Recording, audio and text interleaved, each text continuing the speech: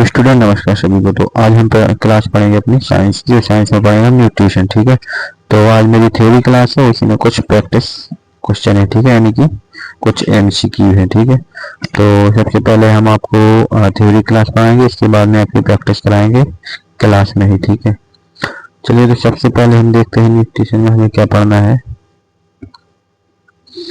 कि देखो, पोषण जो होता है, पोषण वह प्रक्रिया है जिसके द्वारा जीव भोजन प्राप्त करता है। ठीक है, पोषण का मतलब क्या होता है? भोजन। ठीक है, अच्छा, तो पोषण हम लेते क्या क्या है? जैसे कि कार्बोहाइड्रेट लेते हैं। ठीक है, क्या क्या लेते हैं? कार्बोहाइड्रेट लेते हैं और प्रोटीन लेते हैं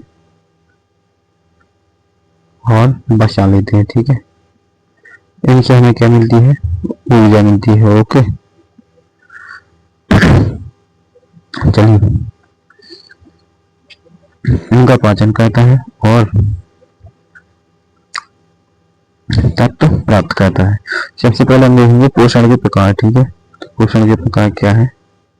देखो, स्वपोषी यानी ऑटोट्रॉपिक न्यूट्रिशन। ठीक है, ऑटोट्रॉपिक न्यूट्रिशन, स्वपोषी।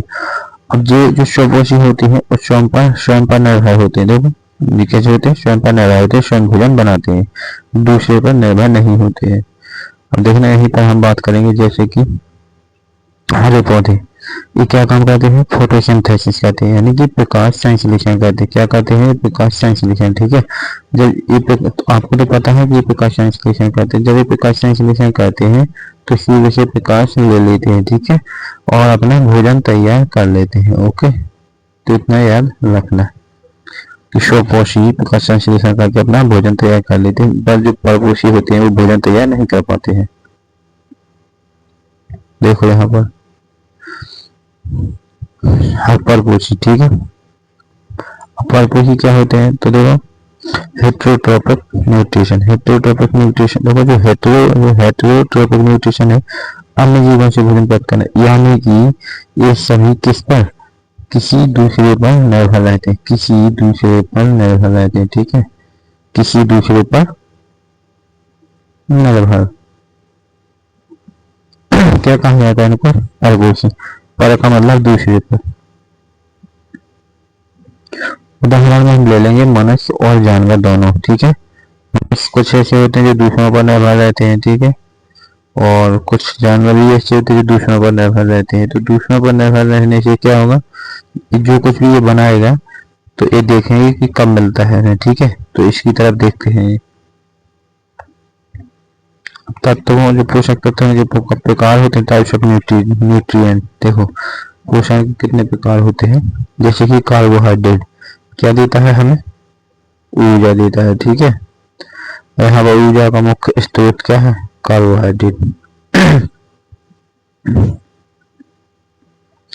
अब कार्बोहाइड्रेट में जैसे चावल, आलू, गेहूं, ये क्या होते हैं? सबसे ज्यादा पाचन, सबसे अधिक पाचन किसका होता है? सबसे जल्दी पाचन किसका होता है?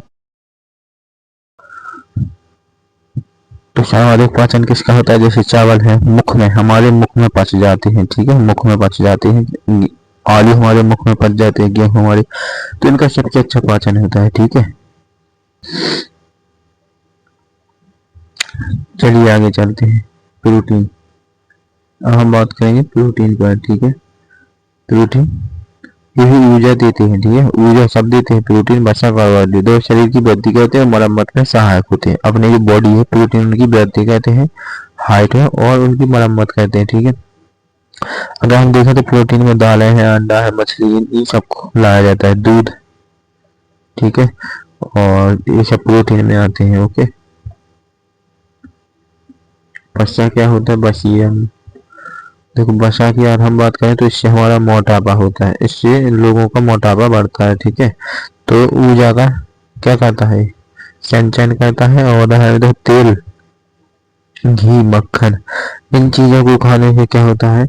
हमारा मोटापा होता है। ठीक है, तो तेल, घी, मक्खन ये सब वसा में आता है। और मैंने प्रोटीन का भी बता ही दिया था। देखो, दाल है, दूध, अंडा। देखो, दाल, दूध, अंडा, तो इन सबसे क्या मिलेगा आपको? प्रोटीन। लेकिन जो घी, तेल, मक्खन, इनसे मिलेगा वसा, फैट है नहीं। लेकिन जो कार्बोहाइड्रेट है, ये चावल, आलू से मिलेगा, गेहूं से मिलेगा। सबसे पहले देखेंगे अब हम विटामिन। क्या देखेंगे? विटामिन। शरीर के विभिन्न कार्यों के लिए जरूरी होता है विटामिन, ठीक है। लेकिन देखो, विटामिन की एक खासियत है कि हमारे शरीर को ऊर्जा नहीं देता है, ठीक है। क्या नहीं देता है? ऊर्जा नहीं देता है, ठीक है। विटामिन से हमें एक बात बताइए आप, कि विटामिन की ऊर्जा मिलेगी? आप विटामिन को लेकर के कोई काम करेंगे तो आप थक जाएंगे, वो नहीं कर पाएंगे। अब विटामिन की बात करें हम तो ए बी सी डी, देखो जो ए है और जो डी है और जो ई है, ये डी है और ये ई है और ये के है। इनको हम कीड़ा के नाम से जानते हैं। किसके नाम से जानते हैं? कीड़ा के नाम से जानते हैं, ठीक है। अरे इसको हम कीड़ा के नाम से जानते हैं, किस कीड़ा के नाम से, ठीक है। और जो बीसी है, बीसी, इनका तो पता है कि ये सब जल में विलय होते हैं, और कीड़ा ये सब किसमें? वसा में विलय होते हैं, ठीक है। इसीलिए इन्होंने बता दिया। अब देखना, वसा में विलय होते हैं। ए और बी और सी इसमें गलत दे दिया, बचा के साथ तो देना नहीं चाहिए, बट विटामिन में दिया है तो अच्छी बात है। खनिज क्या होते हैं? देखो खनिज क्या होते हैं, तो सबसे पहले देखते हैं हड्डी, दांत, रक्त आदि के लिए आवश्यक होते हैं खनिज, ठीक है, मिनरल्स। इसके बारे में बताया, देखो कैल्शियम, आयरन, आयोडीन, ये सब क्या है? खनिज है, ठीक है। तो ये हमारे हड्डी मड्डियों के लिए, शरीर के लिए, जोड़ों के लिए आवश्यक है, बस। अब बताइए, जो पानी यानी कि वाटर है, जो शरीर के तापमान को नियंत्रित करता है, आम बात है, और सभी जैविक क्रियाओं के लिए कैसा है? आवश्यक। पाचन होता है डाइजेस्टिव सिस्टम। डाइजेस्टिव एक बार हम थ्योरी पढ़ा देंगे अच्छे से, कभी भूलेगा नहीं। ये तो भी थोड़ा सा है, ठीक है, बेसिक सा डाइजेस्टिव है। भोजन के बड़े अणुओं को छोटे अणुओं में तोड़ने की प्रक्रिया करता है। क्या काम करता है? भोजन का पाचन। देखो आपको भाषा नहीं रटनी है, जो मैंने लिखा है इसे, भोजन के बड़े अणुओं को छोटे अणुओं में तोड़ता है, ये नहीं रटनी, भूल जाए इसको। देखो आपको क्या करना है, पाचन। तो ये आप जानना कि भोजन का पाचन करता है, बस। भोजन का पाचन लिखा ही है ना, तो वहां पर पाचन, तो भोजन का पाचन, बस। अणुओं को तोड़ना। पाचन मुख, देखो आमाशय व छोटी आंत में होता है। तो देखो जो मुख में होता है वो कार्बोहाइड्रेट का होता है, आमाशय में होता है वो प्रोटीन का होता है, जो छोटी आंत में होता है वो वसा का होता है, ठीक है। वसा का, और छोटी आंत में पाचन, प्रोटीन का आमाशय में, कार्बोहाइड्रेट का मुख में, ठीक है। वहां पढ़ेंगे मानव शरीर में ऊर्जा का मुख्य स्रोत क्या है। तो देखो ऊर्जा का, प्रोटीन तो नहीं होगा। देखो ऊर्जा के मुख्य स्रोत में प्रोटीन भी आता है, कार्बोहाइड्रेट भी आता है, वसा भी आता है। अब देखते हैं तीन में से कौन है। इसमें कार्बोहाइड्रेट होगा, ठीक है। क्या होगा? कार्बोहाइड्रेट। वसा। देखो ऊर्जा का मुख्य स्रोत, ऊर्जा का स्रोत यानी कि मुख्य स्रोत, ओके, इसको याद रखना। ऊर्जा का मुख्य स्रोत तीनों है, बट कार्बोहाइड्रेट ज्यादा है। निम्न में से कौन सा विटामिन पानी में घुलनशील है? पानी में घुलनशील, बताइए जल्दी। विटामिन सी ज्यादा घुलनशील है, ओके। विटामिन की वसा में विलय है, ठीक है, सी जल में विलय है। इसी तरीके से आपको मैंने सब बता दिए अभी। शरीर में जो रक्त की कमी किस खनिज की तत्व की कमी से होता है? आयोडीन की, लोहा, तो ये आयोडीन से हो सकता है, ठीक है, या लोहा से, या फास्फोरस से। जल्दी बताइए। तो इसमें राइट आंसर बताइए जल्दी क्या है। तो इसका राइट आंसर है लोहा से, ठीक है। लोहा से हमारे अंदर क्या खनिज की कमी होती है? किसकी कमी होती है? खनिज की कमी होती है, ठीक है।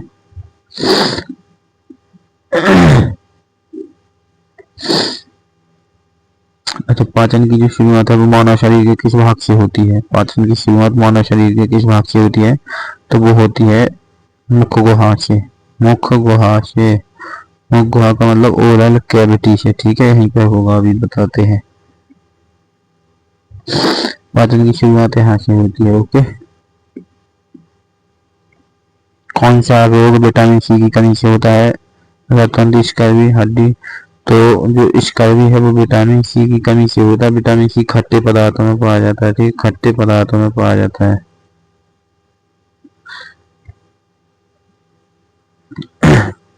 तो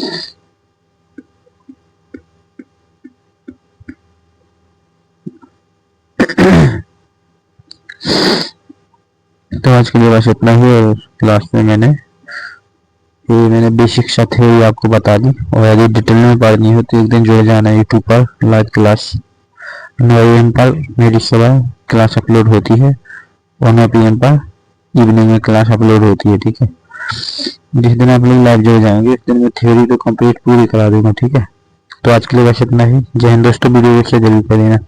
जिन विद्यार्थियों को देखो SSC CHSL का नोटिफिकेशन आ गया है, ठीक है, वैकेंसी आनी है, इसके लिए मैंने बैच लॉन्च कर दिया है 99 रुपये में, ठीक है। ये बैच 499 का था, वो 99 रुपये में मिलेगा आपको। कूपन कोड क्या लगाना है, तो कूपन कोड है MC098 कूपन कोड, ठीक है। ये कूपन है और इस पर आपको 50% नहीं 80%, कितना 80% मिल जाएगा, कितना, इस पर आपको 80% डिस्काउंट मिल जाएगा। तो आज के लिए बस इतना है। वीडियो को शेयर जरूर कर देना, और डिस्क्रिप्शन में कॉन्टैक्ट नंबर है, जो भी करना चाहता है कॉन्टैक्ट कर सकता है, डिस्क्रिप्शन में, ठीक है, लगा हुआ है सब कुछ। तो थैंक्स दोस्तों, मिलते हैं कल।